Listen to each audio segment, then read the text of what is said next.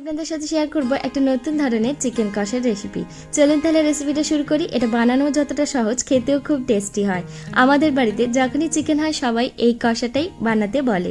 চলুন তাহলে শুরু করি রেসিপিটা। প্রথমে চিকেনটাকে ম্যারিনেট করে রেখেছি। এখানে পেঁয়াজ কুচি, আদা কুচি, রসুন কুচি, কাঁচা লঙ্কা, টক দই, টমেটো, কাজু বাদাম আর আলু, সাথে মিট মশলা, সাথে তেজপাতা ফোড়নের জন্যে, এলাচ, লবঙ্গ, দারুচিনি আর শুকনো লঙ্কা নিয়েছি। চলুন দেখে নিই কীভাবে ম্যারিনেট করছি। প্রথমে চিকেনটাতে পরিমাণ মতো নুন দিয়ে দেবো। এখানে আমি 1 টেবিল স্পুনের মতো নুন দিয়েছি, 1 টেবিল স্পুনের মতো হলুদ গুঁড়ো দিয়েছি, আর সাথে কাশ্মীরি লঙ্কার গুঁড়ো দিয়েছি। আপনারা যদি ঝালটা বেশি খান তাহলে শুকনো লঙ্কার গুঁড়োও দিতে পারেন।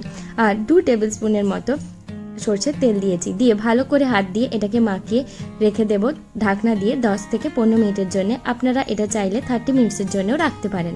এরপর আরেকটা কড়াই বসিয়ে 1 টেবিল স্পুনের মতো সরষের তেল দিয়ে আগে থেকে যে পেঁয়াজ, আদা, রসুন, কাজু বাদাম আর কাঁচা লঙ্কাটাকে ভালো করে ভেজে নেব। এই সময় মিডিয়াম ফ্লেমে থাকবে।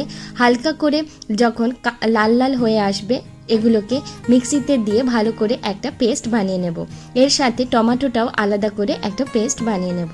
এরপর কড়াইটা বসিয়ে পরিমাণ মতো সরষের তেল দিয়ে নুন আর হলুদ দিয়ে আলুগুলোকে খুব ভালো করে ভেজে নেব।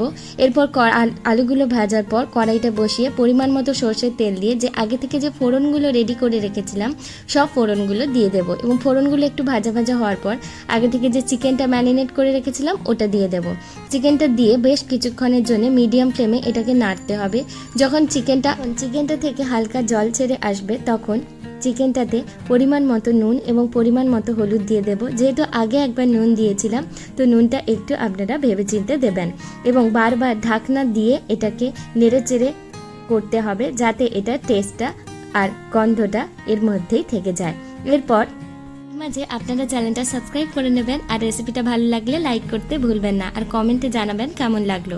এরপর চিকেনটা থেকে হালকা জল ছেড়ে আসলে আগে থেকে যে পেঁয়াজের পেস্টটা বানিয়ে রেখেছিলাম পেঁয়াজ, আদা, রসুনের, ওইটা দিয়ে দেব। দিয়ে বেশ কিছুক্ষণের জন্য চিকেনের সাথে মশলাটাকে কষতে হবে।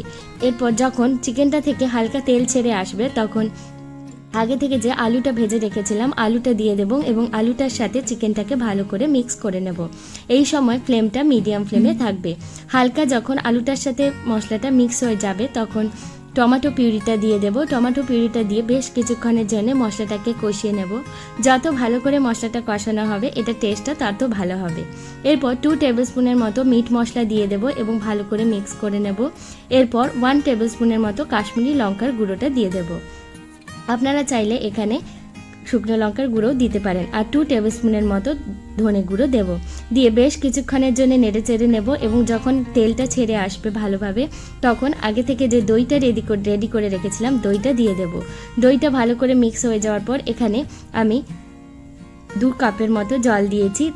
জলটা দিয়ে ভালো করে মিক্স করে ঢাকনা দিয়ে 10 থেকে 15 মিনিটের জন্য মিডিয়াম ফ্লেমে এটাকে ফুটতে দেব, এবং মাঝে মাঝে খুলে ওপর নিচ করে দেব চিকেনটাকে।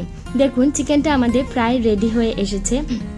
এরপর আমরা নামিয়ে সার্ভ করলেই তৈরি আমাদের নতুন স্টাইলে চিকেন কষা। কেমন লাগলো আমাকে কমেন্টে জানাতে ভুলবেন না, আর রেসিপিটা ভালো লাগলে লাইক করবেন আর চ্যানেলটা সাবস্ক্রাইব করে নেবেন। আমি পারো, আপনারা দেখছেন পারো রান্নাঘর।